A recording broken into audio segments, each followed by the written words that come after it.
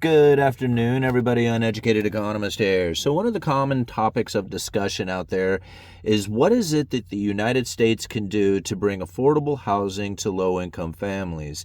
And now the more I talk about this, the more I do videos, the more discussions that we have about it, the more I've come to the realization that the separation between the rich and the poor cannot be found any more evident than in property ownership. So if you are in the position in which that you can acquire a house, you better be thankful for the fact that you are on the other side of the wedge, because most people will never be able to afford to get into a home or have that American dream lifestyle of having the wife and kids and financial freedoms with retirement and vacations and college tuitions and all the other stuff that a lot of people would anticipate coming to the average American if they were to work a good average job, because even a good job sucks nowadays.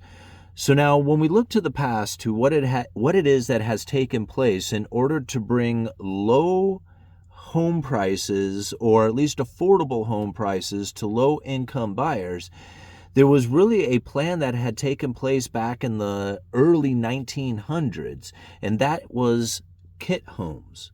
That's right. They would actually deliver an entire house to you in kit form, all pre-cut, ready to be installed. In fact, an individual with very limited carpentry skills could assemble one of these kit homes. Sears was famous, absolutely famous, for selling these homes. In fact, I think it was to the tune of like 70,000 homes during the time were these Sears kit homes, literally delivered on a truck, ready to be installed. Everything right down to the doorknobs and little pieces of hardware for all the things that you would typically expect a house to have. Nowadays, there's a very similar thing that has taken place. I left a link down in the description. San Luis Obispo County is doing something very similar, where an individual who is low income, who cannot afford a down payment, can then use their sweat equity, that means their own labor, to provide the down payment for the house itself, and then go and make payments on this house.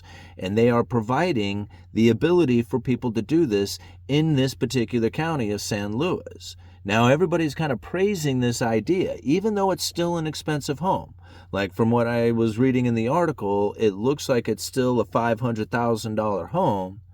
But instead of having to come up with all this down payment, you can put your labor into the building of the house, and that labor in itself would be the down payment. You are creating the house, and therefore the house existing itself, because of your efforts, is the reason why you're able to then get the loan. Now, something very concerning that I thought of when I read this article is the same thing that happened back in the early 1900s. What happens when you go into a downturn and you can no longer make the payments? Who repossesses that property? And what happens to all that sweat equity that you have put into building that house? All of a sudden, there's a banker or a municipality or something out there, another financial entity, who comes and purchases and takes that possession of that house. You are now out of the game, essentially losing possession of that house. All that free labor that went into building it has just been yanked away from you. This is a problem that I see happening going into the future if this was to become a prominent feature within the housing industry, which I very much do believe could take place, as many people feel that they are out of the game as far as being able to provide enough of a down payment to actually buy a house.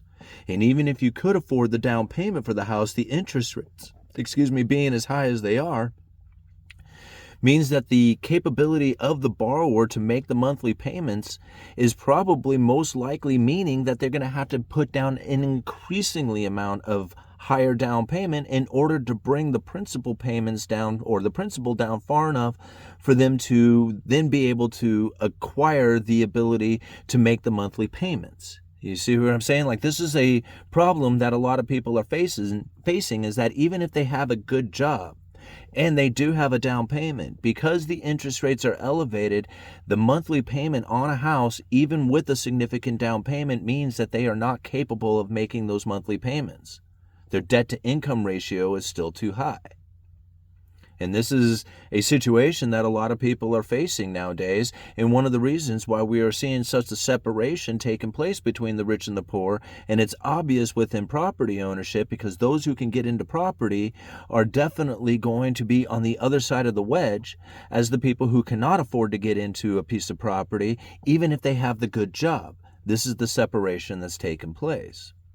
So as people get desperate for a way to get into a piece of property, and they are willing to put out their own time and effort and energy into building a particular piece of property out there, and with the idea that if they do this, that they will be able to stay in this house going into the future, but the moment that they can no longer make the payment, it's repossessed and it's gone.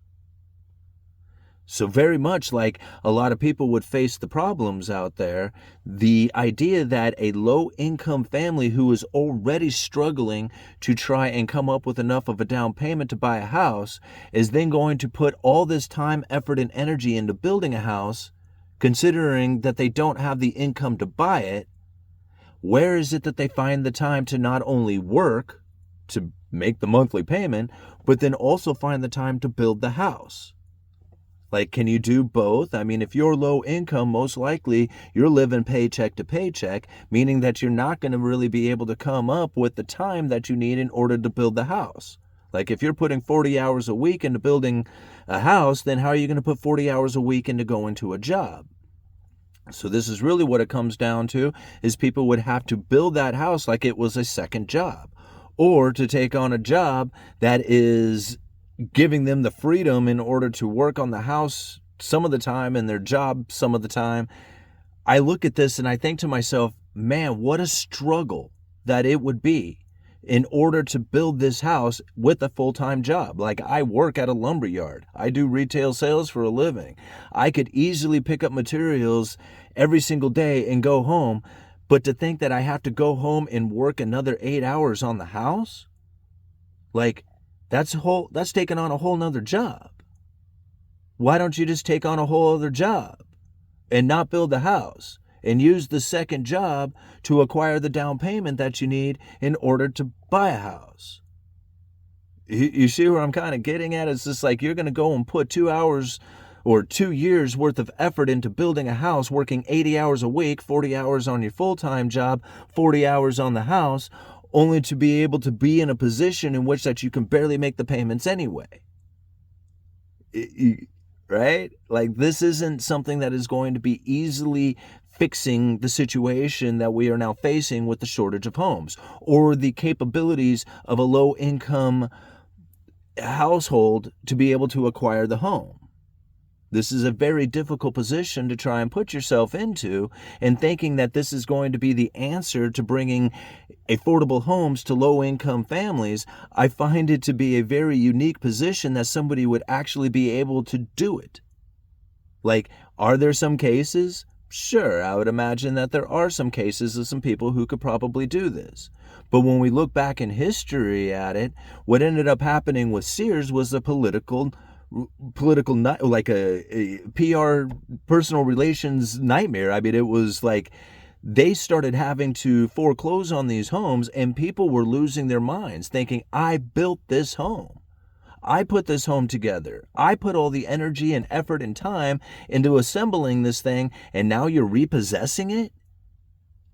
That was not working out very well for them at the time, and they ended the program. So to see this reemerging right now out of places like San Luis Obispo, especially as an expensive area as it is, somebody who is low income and desperate for a home might want to try and take advantage of this particular situation, thinking, yeah, if I put my time, effort, and energy into this, I can actually have a home too. Only to come to the realization that, man, what if I can't make this payment? What ends up happening with it? Does it get repossessed? Can I sell it? If I do sell it, like, how much of it do I actually get? Right? Because of the equity that I put into it, how much of this house actually belongs to me? I didn't put any money down on it. Somebody else had to put the money down on it. I put my time, effort, and energy into it, and now I cannot make the payments on it. How does this end? Okay. And if you look back in history, it didn't end very well for a lot of people out there, as they had those houses foreclosed on them, and they saw that their hard work, energy, and effort went to somebody else. And that would be very much a devastating thing for a lot of families to have, considering that they're already low income. Most likely they would never have another option to ever get into a house again, especially if it was something of the case of a foreclosure. I know, I tried to deal with the fact that I had a foreclosure in buying a house just a few years ago, and believe me, that made it a very difficult process. Having a foreclosure in your past means that they most likely don't want to lend you money again. And when they do, they want to make sure that you're going to pay it. And they want time behind that, and they want proof, and it's very difficult to operate in. So if you're already a low-income family and you've gone through this process of building a house, believing that you are going to have possession of this house only to not be able to make the payments, watching that disappear could be quite devastating for a lot of people out there. Anyway, I read this article and it made me think of the Sears, kid homes from back in the day. Uneducated Economist, you guys let me know.